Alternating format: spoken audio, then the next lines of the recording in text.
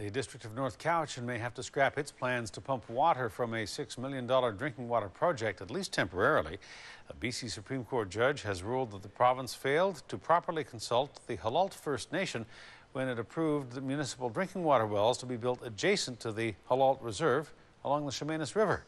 As A News reporter Cheryl Bloxham shows us now, the court decision means no pumping is going to be allowed until proper consultation and accommodation is complete.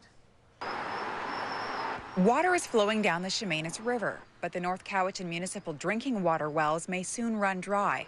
Pumping was scheduled to begin in October and last through the winter months. The well is to provide clean drinking water to the town of Chemainus, probably in the neighborhood of 5,000 people. But a BC Supreme Court ruling has turned the taps off, a victory for the Halalt First Nation. I think it's an awesome decision for Halalt and the rest of the First Nations in BC. Most of the Chemainus aquifer underlies the Halalt First Nation Reserve, and because of that, the judge has ruled the First Nation has an arguable legal case for an ownership interest in the aquifer.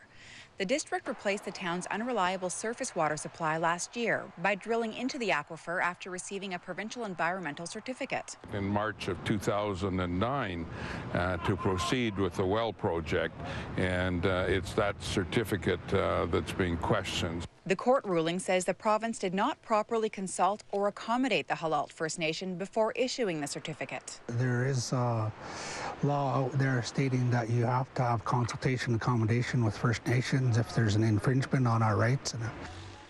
The battle between the Halalt First Nation and the District of North Cowichan has led to protests and roadblocks. People driving along Chemainus Road forced to take a detour. At that time, the First Nation said the protest was falling on deaf ears.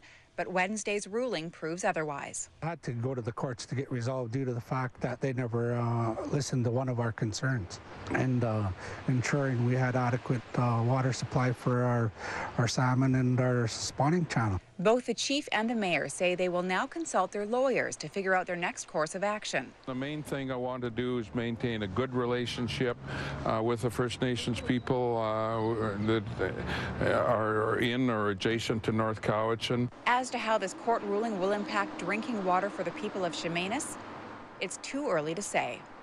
Cheryl Bloxham, A News.